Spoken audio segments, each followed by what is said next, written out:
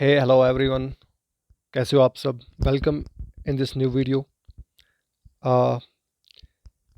कुछ important information आपके साथ मैं शेयर करना चाहता हूँ रिगार्डिंग द जेनिथ टेस्ट, जो कि बिल्कुल फ्री होने वाला है। ठीक है, it's going to be totally free test, mock test है।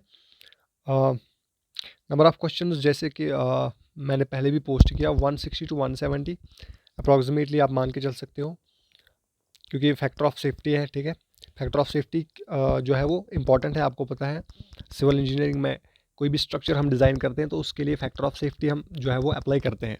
तो एज ए सिविल इंजीनियर हमें चाहिए कि हम अपनी एग्ज़ाम प्रेपरेशन में, चाहे हम टेस्ट प्रैक्टिस कर रहे हैं, ठीक है, तो उसमें भी हमें फैक्टर ऑफ सेफ्टी अप्लाई करना चाहिए। ठीक है, इसीलिए रियल एग्ज़ाम में हमारे टोटल 120 नंबर ऑफ़ क्वेश्चंस होने वाले रहने वाले हैं। ठीक है, एंड 120 मिनट्स जो है हमारे पास होंगे। बट रियल एग्ज़ाम में 120 क्वेश्चंस के साथ डील करने के लिए हमारा जो पोटेंशियल होना चाहिए, ठीक है, वो ज़्यादा होना चाहिए ओब्वियसली। अगर हम पहले ही प्रैक्टिस करेंगे, पहले ही हम एक आदत अपनी रूटीन बनाएंगे कि हम टेस्ट में मोर देन 120 क्वेश्चंस जो है वो सॉल्व करेंगे। ठीक है, मोर देन 120 क्वेश्चंस को एक ही बार में, एक फुल लेंथ टेस्ट में हम प्रैक्टिस करने की अगर हम रूटीन बनाएंगे, तो जब हम एक्चुअल में रियल एग्ज़ाम देने जाएंगे तो वहाँ पे हमें क्या होगा, वहाँ पे हमारे लिए इजी हो जाएगा। ठीक है, हम इजीली टाइम मैनेज कर पाएंगे। ठीक है, हम अपने आप को उस हिसाब से बिल्कुल एडजस्ट कर पाएंगे। ठीक है, तो हमें कंफर्टेबल फील होगा। ठीक है, क्योंकि ये एक इंसान का माइंडसेट होता है। ठीक है, ये बिल्कुल एक साइकोलॉजिकल इफ़ेक्ट है। आपका माइंडसेट जब आप पहले ही माइंडसेट बना के रखते हो, ठीक है, तो चीज़ें उसी के हिसाब से चलती हैं। अगर आप माइंडसेट बनाओगे कि भाई हमें सिर्फ 120 क्वेश्चन पे ही फोकस करना है, 120 आप टेस्ट में भी जो है 120 क्वेश्चंस जो है आप प्रैक्टिस करते हो। ठीक है, जब आप रियल एग्ज़ाम में जाते हो तो वहाँ पे सिचुएशन डिफरेंट हो जाती है। ठीक है, क्योंकि वो एग्ज़ाम हॉल होता है। ठीक है, आपके साथ बहुत सारे स्टूडेंट्स जो है वो बैठे होते हैं एग्ज़ाम देने के लिए। तो वहाँ पे फिर आपको टाइम का पता नहीं चलता। क्यों नहीं पता चलता? क्योंकि आपको पहले ही जो है आप सिर्फ 120 मिनट्स के लिए प्रिपेयर थे, और वो भी आप अपने हिसाब से 120 मिनट्स का जो है आपको प्रैक्टिस होती है। ठीक है, क्योंकि हम घर में बैठे जो है वो सभी टेस्ट देते हैं। ठीक है, बट वहाँ पे फिर चीज़ें जो है वो डिफरेंट हो जाती है। ठीक है, वहाँ पे टाइम मैनेजमेंट करना थोड़ा डिफ़िकल्ट हो जाता है एज़ कम्पेयर टू जैसे हम घर में टेस्ट देते हैं। ठीक है ना, तो इसीलिए अगर हम पहले ही एक माइंडसेट बनाएंगे, ठीक है, अपना एक प्रैक्टिस जो है वो रखेंगे बहुत सारे क्वेश्चंस का, मोर देन 120 क्वेश्चंस का। अगर हम एक पहले ही प्रैक्टिस करने की एक रूटीन बनाएंगे, ठीक है, तो उससे क्या होगा, जब हम रियल में एग्ज़ाम देने जाएंगे तो वहाँ पे हमें 120 क्वेश्चंस के साथ डील करने में, टैकल करने में क्या होगा, आसानी हो जाएगी। ठीक है, बिल्कुल हमें कंफर्टेबल फील होगा। ठीक है, तो ये एक साइकोलॉजिकल इफ़ेक्ट है। और इसी तरीके से इसमें हम हमारे दोनों एस्पेक्ट्स जो है वो इसमें दोनों एस्पेक्ट्स कवर हो जाते हैं, टाइम मैनेजमेंट भी, ठीक है ना, और नंबर ऑफ़ क्वेश्चंस जो है उनको भी हम जल्दी करेंगे। ठीक है ना, पेपर जो है वो हम इजीली पूरे पेपर का जो है वो ब्रेक डाउन हम कर सकते हैं। ठीक है, अ, तो ये इसका फ़ायदा है। ठीक है, और दूसरी बात, इससे सिलेबस कवरेज जो है वो भी हो जाती है। ठीक है, फुल सिलेबस कवरेज जो है, ज़्यादा से ज़्यादा सिलेबस आपका अकोमोडेट होगा। ठीक है, तो आपको एक अपॉर्चुनिटी मिलेगी, आपको एक मौका मिलेगा कि आप इन वन गो में, ठीक है, आप पूरे सिलेबस को जो है वो रिकॉल करो। ठीक है, तो एक आपको अपॉर्चुनिटी मिलेगी कि आप वन गो ही में, एक ही बारी में आप क्या कर सकते हो, पूरे सिलेबस को आप रिकॉल कर पाओगे। ठीक है, जिससे आप बिल्कुल अपनी परफॉर्मेंस जो है वो जज कर पाओगे। ठीक है ना, मोर एक्यूरेटली अपनी परफॉर्मेंस जज कर पाओगे। ठीक है, मोर एक्यूरेटली आप क्या कर पाओगे, तो मोर एक्यूरेटली जो है आप अपनी परफॉर्मेंस को एनालाइज कर पाओगे।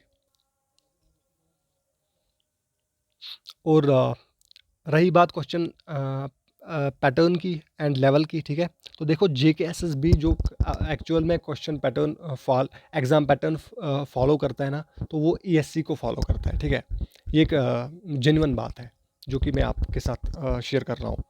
अगर आप चेक करोगे, ठीक है, अपने लेवल पे आप चेक करो, जो कि पेपर्स हैं, जो कि जेकेएसएसबी ने खुद कंडक्ट किए हैं, वो पेपर्स आप उठा के देखो, ठीक है, चाहे जेई के हो, एई के हो, तो वो बिल्कुल ईएससी पैटर्न को फॉलो कर रहे हैं, ठीक है, कहीं ना कहीं।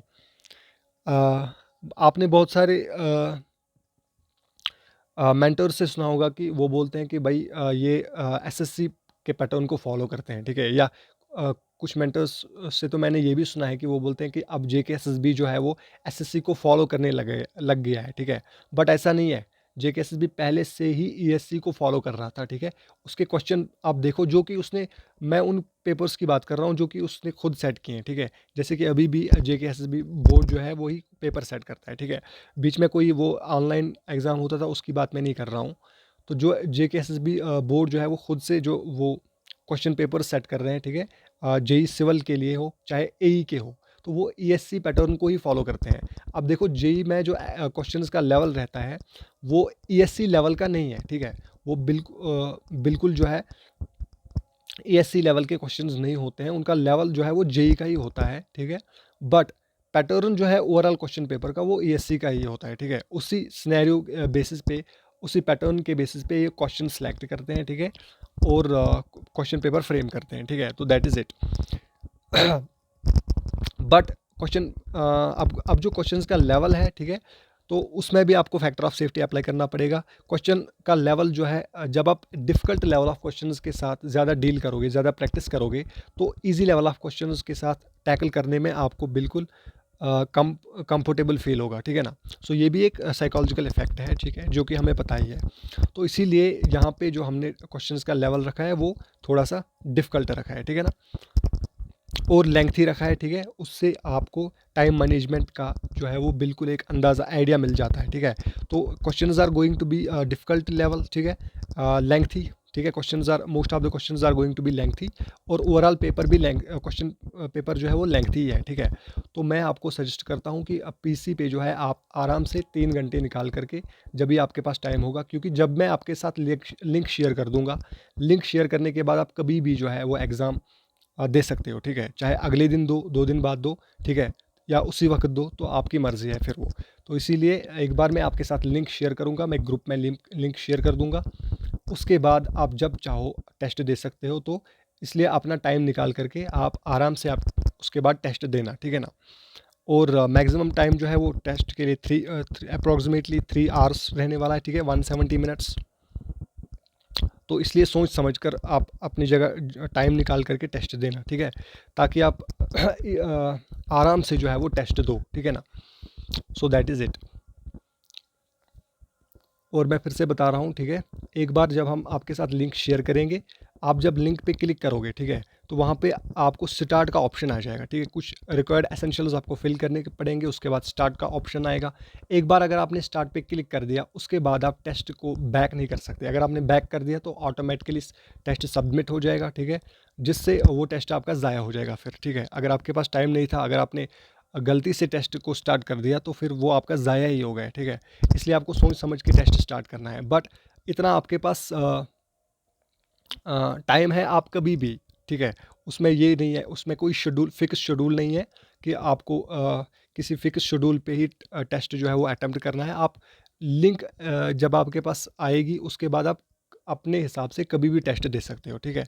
तो उसका कोई चक्कर नहीं है। बट एक बार आपने टेस्ट स्टार्ट किया, फिर आपको बिल्कुल 3 घंटे के लिए टेस्ट देना पड़ेगा, ठीक है, अगर आप डेडिकेटली टेस्ट देते हो तो, ठीक है ना।